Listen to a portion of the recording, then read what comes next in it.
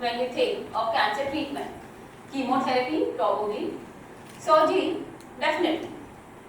I want you to picture a woman, a bald woman, very frail, puking her guts out, with severe diarrhea, very frail, unable to do her activities of daily living. Unable to do her activities of daily living. Now, imagine the trauma that the patient actually goes through. It is so difficult for you to even see honestly. But what if I tell you there's something quieter, something that doesn't involve the brutality of knives and toxins, something that uses invisible beams of energy to treat cancer cells at its very root? Kind of like a superhero, but without all the additional smashing. I'm sure you all know of the Hulk, right? The big green guy from Marvel. You know how he was created? He was actually exposed to gamma radiations that were released from an experimental bomb while he was protecting his friend Rick Jones. Now these gamma rays converted him into a force of raging destruction. But in reality, these exact same gamma rays are the ones that have a different purpose in real life. These save lives. Hello, I'm Dr. Sanjana Uppal. I'm a radiation oncologist and I spend my days fighting cancer with the very thing that created the Hulk and the monster. Radiation therapy is something that is fast evolving in today's world. It is beyond advancing than any of you can even perceive. So how does it work? The building blocks of cancer cells are nothing but DNA, very akin to a pleated ponytail of a school-going girl. Radiation therapy targets these DNA in the cancer cell and either cause a single-stranded break or a more effective double-stranded break, ultimately leading to the cell's demise. Now, practically radiation will affect all cells of the human body along with the cancer cells. But cancer cells tend to be very bad drivers. They don't seem to follow the rules. What radiation therapy does is, it will cause a break, while the other normal healthy cells tend to recover. These will die. Radiation therapy is given day after day. It's a daily treatment over a different time span depending on the stage of the disease. Now, earlier we had something called two-dimensional or conventional radiotherapy. Now this was back in like 30-40 years ago. Radiation therapy has actually been around for almost 200 years now. Since shortly after X-rays were discovered in 1895. Two-dimensional radiotherapy. I'm going to take you on a journey. For the next 2 minutes, each one of you in this room is actually a radiation oncologist. You're sitting in your clinic, a patient with oral cavity cancer comes to you, preferably a cancer of the cheek. You check his reports, you assess the patient, and then you decide that he warrants radiation therapy based on the stage of his disease. You simply put this patient on a table, you delineate with a tool or a permanent marker or a Sharpie on the patient's body of where you think the disease is. You take an X-ray image and then you verify the marking that you have done with the X-ray images. You then transfer this patient onto the treatment machine and fire away. This is the simple process of conventional or two-dimensional radiotherapy. You have achieved your goal, you have treated a tumor, but what else do you do in the process? There's something called as a parotid gland lying very close to the cheek region, which produces saliva.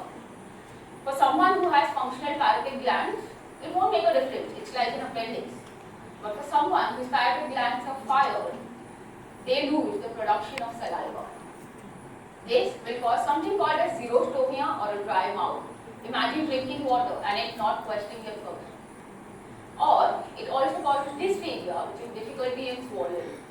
Now this patient is dealing with these two problems for the rest of his life and only he can understand it.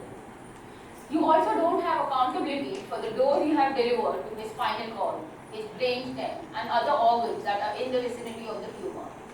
You have just fired, and the patient bears the consequences. From this, so this is basically like using a watering can to put out a candle. It is effective, definitely, but it will be messy. From this, we have evolved into something called as three-dimensional radiotherapy or intensity modulated radiation therapy. These two were game changers. What this does is, it's a multi-step process that extends over a couple of days. The initial assessment, patient assessment is exactly the same. The steps in this will be broken down, no medical jargon, I promise. I'll make it easy for you. Step 1 would be, we immobilize the patient. That is, we need the patient in a specific position every single day for treatment. We use devices like a thermoplastic mask or a backlock or body bag. This is molded into the patient's shape so that the patient remains stable for the rest of the treatment. The second step is the CD simulation scan, which is then fused with the previous imaging done on the patient for accurate treatment localization to know exactly where the disease is. Step 3 is my favorite part of it all. It is where science literally meets art. The radiation oncologist then paints on this CT scan. You see the different colors, it's beautiful. So you delineate where you want to achieve the target dose, where you want to treat it, and you also delineate the areas that have to be avoided or spared. Once that is done, step 4, you hand over this CD scan, the painting that you've done, over to the medical physicist who plans, decide how many beams are needed, how they enter the patient's body on the treatment table for accurate target coverage, that is the maximum coverage they can achieve, and also spare the normal organ. The one in the blue at the side, that's the parotid gland. That is what we spare, along with other structures. After this, the fifth and the final step is the treatment delivery, which is done by the therapist on the machine called linear accelerator. Now this process is repeated day after day after day for the entire guideline that the radiation oncologist has provided. So switching over from two-dimensional to three-dimensional RT, we have kind of converted radiation from a flash type treatment to a laser beam precise treatment. The evolution of radiation has been from two-dimensional to three-dimensional to IMRT. This is the difference between the two.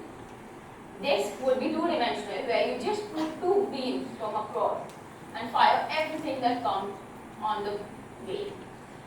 Three-dimensional is slightly more conformal, but there is definite spillage outside the area that we have gone to. And IMRT is so precise that it's going to spare everything else apart from the tumor that you need to cover. Now, when you talk about cancer, it's like a fast-growing weed, right, in a garden. And radiation is the gardener's laser beam. It will focus only on the weed and not the flowers. But, like any laser beam, if the target moves, it's difficult to focus on it, right? That is what brings us to today, the world of online adaptive radiotherapy. This is where artificial intelligence meets human care. It is like cancer cells, cancer tumors, wherever they are in your body, they tend to move. They are not statues. They will shrink. They will grow. They might even change their location every single day. Any tumor in your upper thorax or the upper abdomen region will move with the way you breathe. Any tumor in your pelvic region will move with how full or empty your bladder is. Now, some tumors, like in the windpipe or the food pipe, will move constantly every single day. So to target these, we have a new system that recalculates and re-aids the radiation plan every single day. The initial multi-step process of the radiation therapy remains the same. What changes is the treatment delivery on the couch. The patient is taken on the couch to take a new CT scan on the machine itself. And based on the initial contouring that the radiation oncologist has done, It creates new anatomy specific contours on that day. It gives you a new re-optimized plan for that day. And the radiation oncologist then decides whether to treat with the new plan of that day or to go with the initial scheduled plan. Now this is very specific, very precise and very focused. One of the most memorable journeys I have had with online adaptive radiotherapy is of a very rare disease called adenoid cystic carcinoma of the trachea. Now, I call this rare first because of its pathology, very rare. It's 1 in a million cases of this disease is there in the world. Second is because of its location. This is present in trachea or the windpipe, that is in your thorax. It moves with every single breath you take. This was a recurrent disease, had been treated earlier and it recurred, and this was deemed inoperable by the surgeons. So there was nothing they could do for the patient. With online adaptive radiotherapy, we could visualize the disease every single day and have a new plan generated. So we were treating the disease with 100% treatment accuracy. Currently on regular follow-up, this patient has remained disease-free for over a year and a half now with absolutely no side effects. She is going about her life as usual.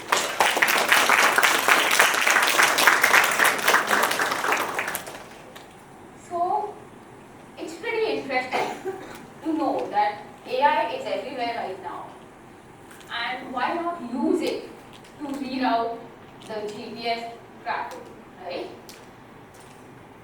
In conclusion, if you ask me what it is to be a radiation oncologist, what does it mean to be a radiation oncologist? It means like standing at the intersection of science and hope. It is using technology to guide our hands, but humanity to guide our hearts. Beyond all the machines, beyond all the plans and the doses, the most important part, I believe, is the human connection. It's holding your patient's hand while giving them tough news. It is listening, really actively listening to the patient and being with them throughout their journey, throughout their fight. It is listening to their fears and letting them know that you're there for them. I have treated hundreds of patients. They have walked into my clinic with fear in their eyes, and they have left much stronger, alive and resilient.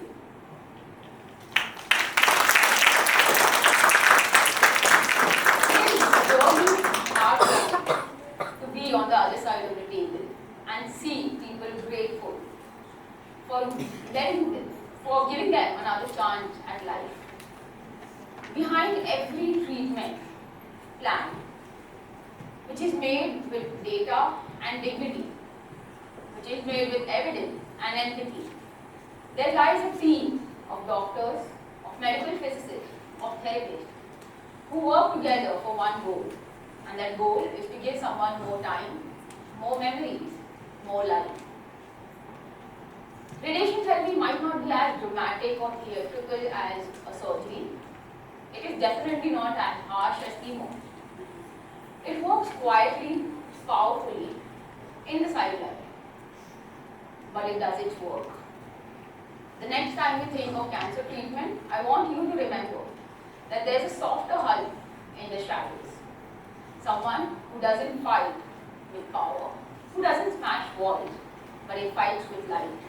And sometimes light is enough.